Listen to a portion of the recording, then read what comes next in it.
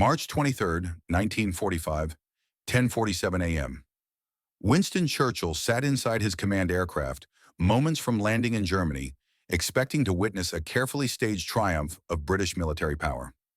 Field Marshal Bernard Montgomery's Operation Plunder, the long-awaited, meticulously prepared Rhine crossing, was about to begin. It was meant to be Britain's moment, proof that British professionalism, discipline, and planning still defined modern warfare. Then the radio crackled and 4 words shattered that illusion. Patton crossed last night. Not today. Not with Montgomery's 1,000 artillery guns, airborne landings, and months of coordination. Last night, quietly, with assault boats and a small, aggressive force Patton would later describe as a band of angry Pennsylvanians. In a single sentence, American speed had eclipsed British ceremony. Within minutes, Montgomery sent Churchill an urgent message, cold and precise. American insubordination has undermined Allied strategy. Patton must be relieved immediately. To understand why this moment mattered so deeply, you must understand what Montgomery had been promised. On January 12, 1945, Churchill personally assured him that Operation Plunder would be the centerpiece of the Allied victory in Europe. Not American improvisation, British professionalism. Montgomery spent 2 months planning the crossing. Over 1 million men, tens of thousands of vehicles, thousands of artillery pieces, smoke screens, airborne divisions, and the largest river crossing operation since Normandy. War correspondents were invited. Photographers were positioned. Churchill himself had drafted the communiqué praising British excellence, ready to be released the moment Montgomery's forces secured the eastern bank. But George Patton had other ideas. On March 22nd at 10:37 p.m., Patton called Eisenhower from Luxembourg. His tone was casual. "Ike, quick update. Third Army crossed the Rhine at Oppenheim, used assault boats, minimal casualties. Thought you'd want to know." Eisenhower immediately understood the political disaster that had just occurred. "George, please tell me you coordinated this with Montgomery." Patton's reply was pure Patton. "Monty's got his own crossing tomorrow. Didn't want to bother him." Eisenhower hung up and turned to his chief of staff. "Get me Churchill. George just created the biggest diplomatic crisis of the war." By 6:18 the next morning, Montgomery received confirmation that American forces had crossed the Rhine 12 hours before Operation Plunder was scheduled to begin. He did not shout. Witnesses said he went cold.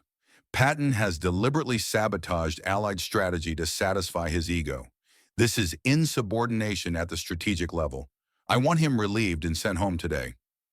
When his staff pointed out the success of the crossing, Montgomery cut them off. Success is irrelevant. Discipline is paramount. Without it, we don't have a coalition. We have chaos. He immediately drafted his demand to Churchill. Churchill read the message 3 times aboard his aircraft. "What are the facts?" he asked. Patton had crossed. Casualties were light. The bridgehead was secure. No permission, no coordination. Churchill stared out the window at Germany below.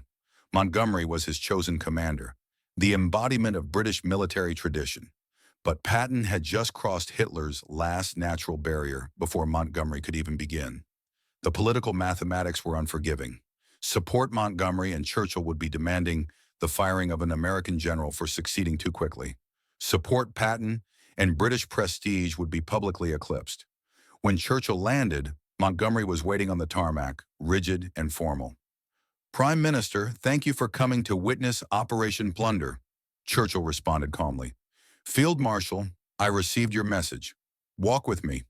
Montgomery immediately pressed his case. Patton must be relieved.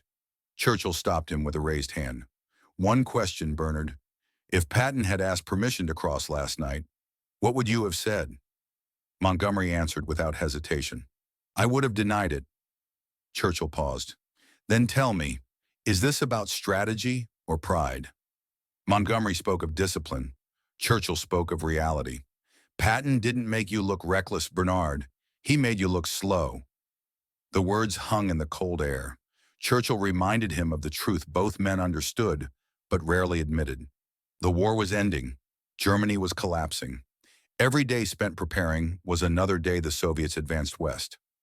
Patton understood that speed now mattered more than perfection. Montgomery asked the question he already knew the answer to. "So you're choosing him over me?" Churchill replied quietly. "I'm choosing to end this war faster." Later that day, Churchill sent his decision to Eisenhower. He declined to support Montgomery's demand. Patton's operation, while uncoordinated, was successful in advanced Allied objectives. No action would be taken. In a handwritten note, Churchill added, "Keep Patton moving. We can't match his speed, but we can't afford to lose it either." That evening, alone with his physician, Churchill admitted what he had avoided for years. Britain was no longer the senior military power in the alliance. America was. They moved faster. They accepted risk. And in modern warfare, speed now outweighed tradition. "Pride doesn't win wars," Churchill said. "Speed does." Montgomery wanted Patton punished for breaking the rules. Churchill understood something harsher. Patton had exposed the future, a future where results mattered more than ceremony, where the fastest army set the pace, and where Britain was no longer leading, but following. Churchill chose speed. He chose results. And in doing so, he accepted a truth the empire had long resisted. The war would be won not by those who planned the most perfectly, but by those who moved first. The war would be won not by those who planned the most perfectly, but by those who moved first. And that realization marked a turning point not just in the campaign against Germany, but in the balance of power inside the Allied alliance itself. From that day forward, no one in senior command could pretend that British methods still set the tempo of the war. The Americans did. Their generals took risks Britain no longer could afford, and more importantly, those risks kept paying off. Patton's Rhine crossing was not an isolated act of defiance. It was proof that the character of modern warfare had changed, and Britain had not changed with it fast enough. Operation Plunder went forward as planned. The artillery thundered, airborne troops descended, engineers threw bridges across the Rhine with textbook precision. It was, by every professional standard, a success, but it was also anticlimactic. The enemy had already been psychologically broken by Patton's sudden appearance on the eastern bank. German commanders, already short on fuel, men, and time, now faced a reality they could not reverse. The Rhine had been crossed, and it had been crossed before they were ready. The symbolic power of Montgomery's operation was diminished the moment Patton proved it could be done faster. Within Allied headquarters, the damage was quieter but more enduring.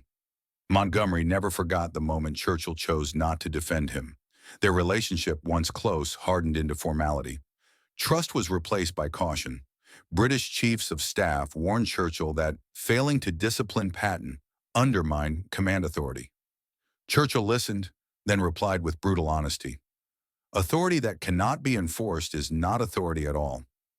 Demanding Patton's removal would only expose Britain's declining leverage, not restore it.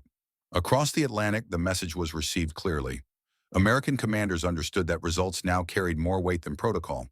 Patton, in particular, drew his own conclusion. The alliance would tolerate his recklessness as long as it delivered victories. And so he continued to move, fast, aggressive, relentless, driving deeper into Germany while the enemy struggled to reorganize.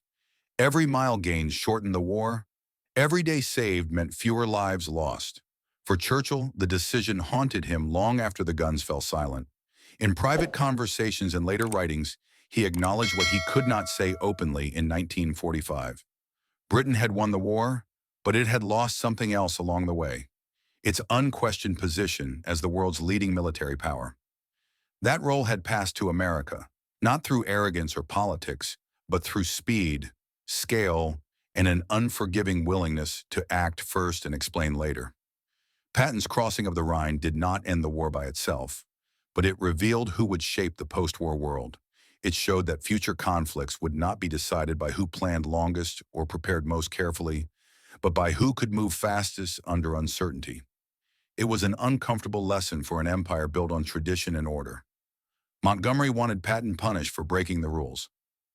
Churchill understood that Patton had exposed a deeper truth. The rules themselves had changed.